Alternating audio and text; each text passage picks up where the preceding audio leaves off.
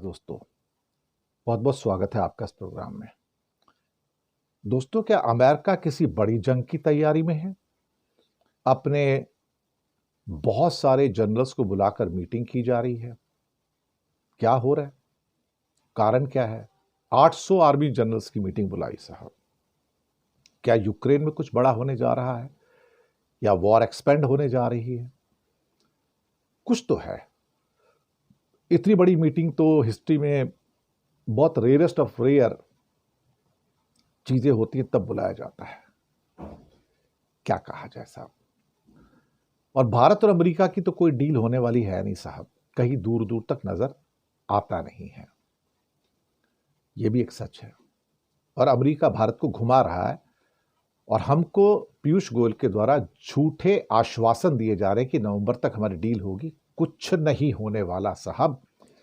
America deal करेगा तो अपनी शर्तों पे करेगा। भारत को यानी कि मोदी को घुटनों पे लाके डील करवाएगा और मोदी के पास कोई रास्ता नहीं छोड़ेगा कि भाई घुटनों पे आके कहे कि मुझे माफ कर दो भाई, मैंने तेरे से बहुत बड़ी गलती कर दी।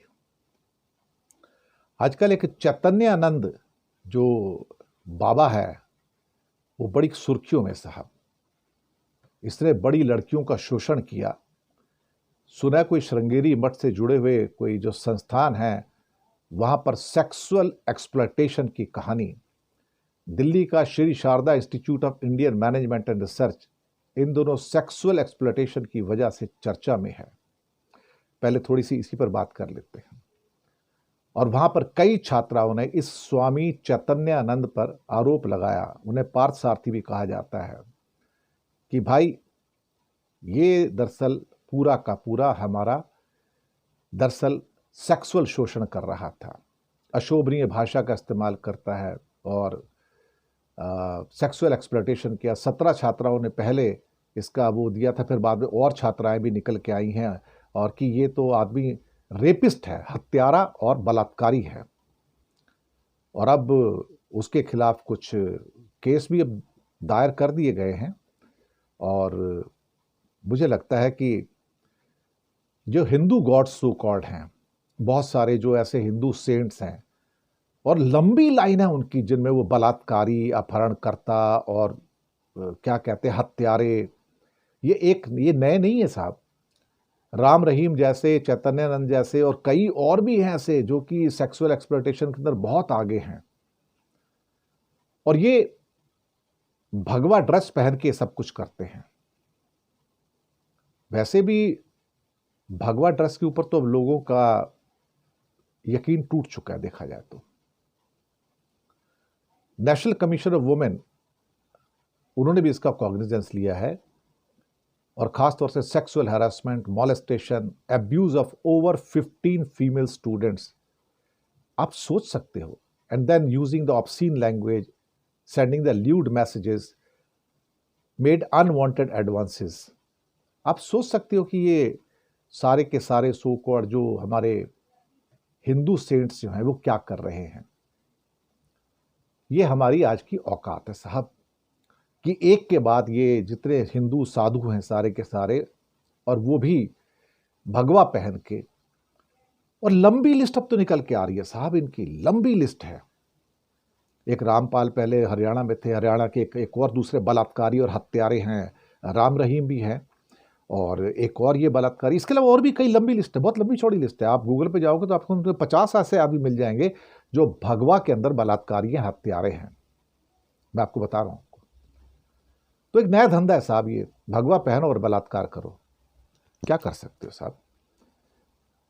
या फिर ये कहा जाए कि हमारे समाज के अंदर जो भगवाकरण का जो विभत्स रूप है अब निकलकर सामने आ रहा है।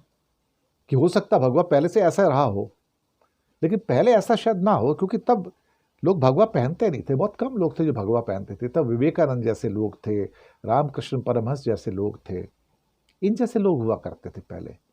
आजकल की तरह जो मायावी लोग हैं वो तो सब आजकल भगवाकरण में सारे के सारे आ गए हैं। तो अब क्या कहा जाए, अब तो पॉलिटिशियंस भी हैं भगवाकरण वाले जो हैं।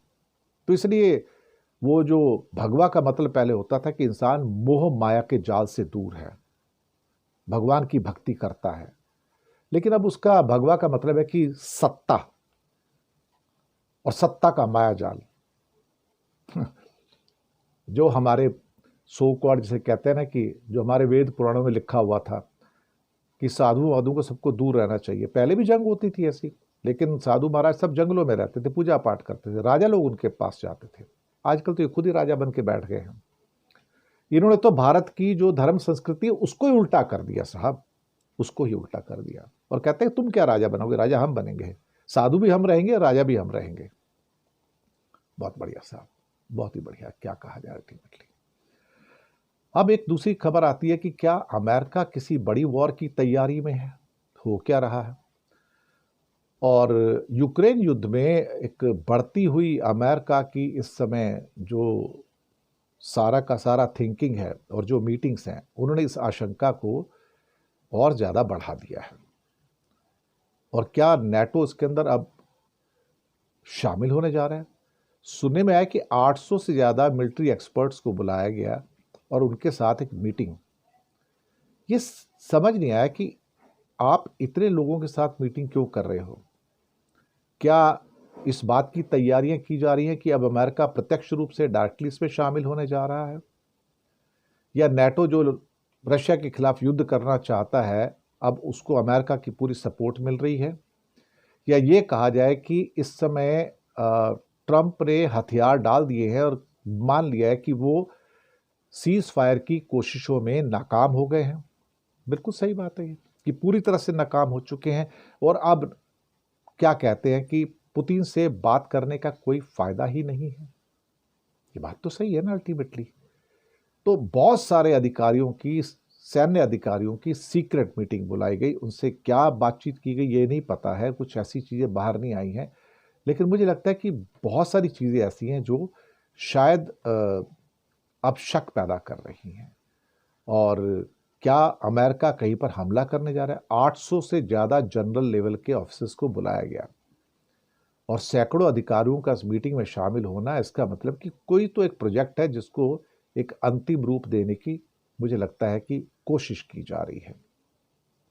इस मीटिंग ने दरअसल हलचल मचा दी है, बिल्कुल हलचल मचा दी है।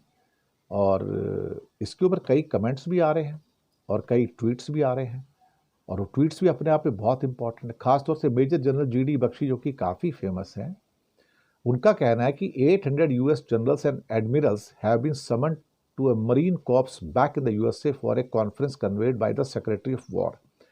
This is rather unusual and unprecedented and is fueling speculation. Is major conflict likely? If so, where? Europe or Taiwan? Venezuela would not merit such a major conclave. NATO seems to be itching for a war in Europe. Are they prepared for it? I don't think so. They just want to drag in US.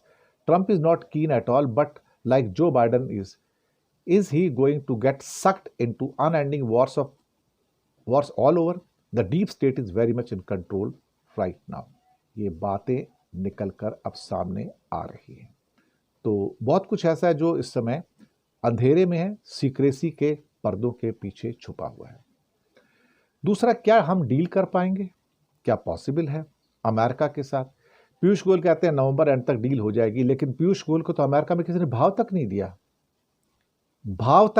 बेकार की पता नहीं 2-3 लोगों से किससे meeting करके ये लोग वापस आ गए हैं और वहां पे कोई इनको एश्योरेंस नहीं है, कोई कुछ भी नहीं है। भाई मुझे तो यही नहीं समझ में आया कि साहब अल्टीमेटली आप करने क्या गए थे वहां पर? आप वहां पर करने क्या गए थे?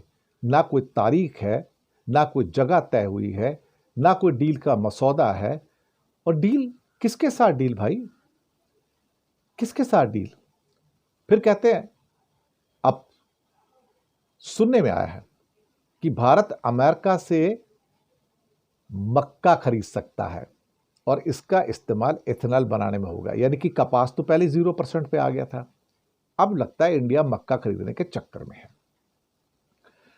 तो भारत ने शायद ये कहा होगा कि 25% जो एडिशनल टैरिफ है भैया वो तो हटाओ कम से कम, लेकिन अल्टीमेटली मक्का खरीदने में बातचीत चल रही है। अब कपास के ऊपर तो पहले सरेंडर कर चुका है, अब मक्का के ऊपर सरेंडर हो रहा है। एक ऑफिशियल ने बताया है कि नए प्रपोजल आए हैं और एथेनॉल बनाने के लिए मक्का खरीदने पर बात चल रही है। अमेरिका पहले से भारत पर दबाव डाल रहा है कि भारत अमेरिका सोयाबीन और मक्का खरीदे। भारत ने इससे साफ मना कर दिया क्योंकि जो जीएम की किस्में हैं।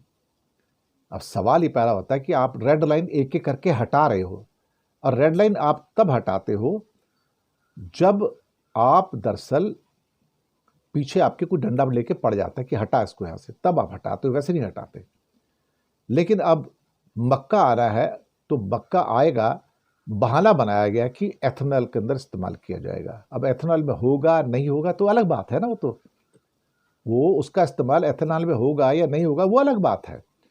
और ऐसे ही सोयाबीन भी आ जाएगा कि सोयाबीन का तेल ले लो, एडिबल ऑयल ले लो, तो उससे आपको कोई तकलीफ तो होने वाली नहीं है। हुआ तो कुछ भी नहीं है।